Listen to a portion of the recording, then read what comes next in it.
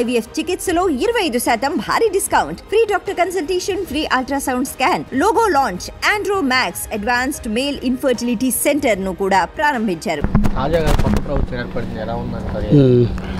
ఇవన్నీ పోయాకమ్మా, అసలు పొరపాటు కూడా వీళ్ళకి అంత సీన్ లేదు. అంత మెజారిటీ, భారీగా మెజారిటీ అవడం అంటే అంత తేలికైన విషయం కాదు. వీళ్ళు అంతకుముందు ఏం చేశారని ఇంత భారీ మెజారిటీ వస్తుంది? జగన్ చేసిన తప్పేంటి, వీళ్ళు చేసిన ఉప్పేంటి? అంతకుముందు ఏదైనా చేసి ఉంటే అందుకనే ఈయన సైడ్ చేసి చేశారు రానొచ్చు. అంతా ఈ ఈవీఎంలు మార్చడం ఏదో తేడా జరిగిందిలే కానీ లేకపోతే అంత తేలిగ్గా అయ్యే వ్యవహారం కాదు. దానికి తోడు అసలు మన రాష్ట్రంలో చాలామంది పల్లెటూరులో కూడా ఎవరికి కూడా బీజేపీ ముద్ర ఏంటంటే తెలియదు. అలాంటిది బీజేపీకి 7 సీట్లు రావడం ఏంటి? అది కూడా భారీ మెజారిటీ ఏంటి? పురంధేశ్వరి 2 లక్షల మెజారిటీలా? ఇది సాధ్యపడేదే కాదు అసలు. అది ఇప్పుడు పవన్ కళ్యాణ్ గతంలో అసెంబ్లీకి గేట్ తాకలేని అసెంబ్లీకి కూడా రావడం జరిగింది. పవన్ కళ్యాణ్ అసెంబ్లీకి రావడం నాకు కూడా చాలా హ్యాపీగా ఉంది. ఎందుకంటే నేను పవన్ కళ్యాణ్ ఫ్యానే. ఇంకా ముఖ్యమంత్రి అయితే చాలా ఆనందపడతా. అంటే జగన్ చేసిన తప్పే లేదు. జగన్ కూడా చాలా వరకు పేదవాళ్ళకి చాలా డబ్బులు ఇచ్చాడు, అన్ని రకాలుగా బాగానే ఉన్నాయి.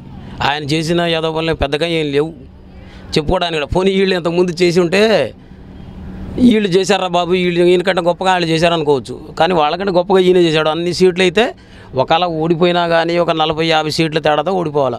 10-11 స్థానాలకి పరిమితం అవడం, ఇది వాస్తవం.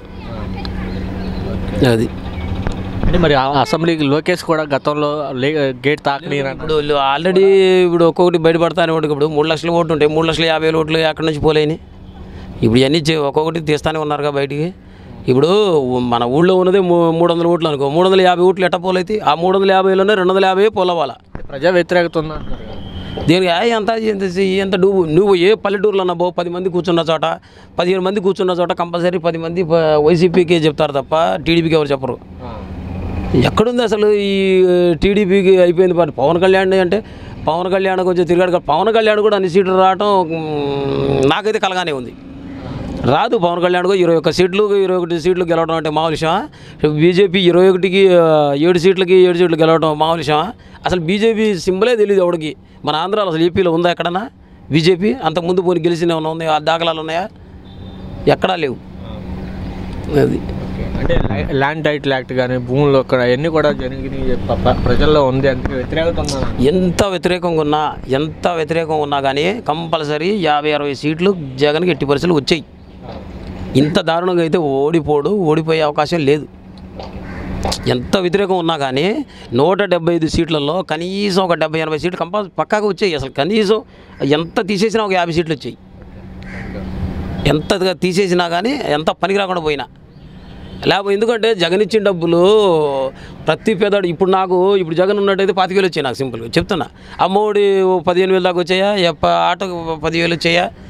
ఈ నెలలో వచ్చేయలేను. అంటే జగన్ కంటే ఎక్కువ పథకాలు ఇస్తాను అందువల్ల వీళ్ళ వల్ల కాదండి. జగన్ కంటే ఎక్కువ పథకాలు అవన్నీ సుత్తి మాటలు. వీళ్ళు అంతకుముందు చెప్తున్నా కదా. నేను రాజశేఖర రెడ్డికి హయాంలో ఉన్నప్పుడు నేను రాజశేఖర రెడ్డికి ఓటు వేయలేదు, ప్రజారాజ్యంకే ఓటేసాను. నేను చిరంజీవికి యూత్ లీడర్ మా ఊళ్ళో నేను చిరంజీవికి ఓటేసాం. పక్కాగా చెబుతున్నాగా ప్రజారాజ్యం. అప్పటి నుంచి కూడా రాజశేఖర రెడ్డి ఉన్నప్పుడు కనుక చిరంజీవి ఉన్నట్టయితే ఒక్కరోజు సీఎం అయినా చేసేవాడు కదా అనిపించింది.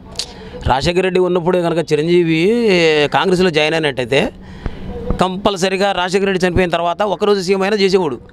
చాలా మిస్ అయ్యా నేను యాక్చువల్గా. చాలా బాధపడ్డాం కూడా. అబ్బా ఎంత పని అయిపోయిందిరా అని. ఎందుకంటే ఫస్ట్ కాడ నుంచి కూడా చిరంజీవి అభిమానులే. అది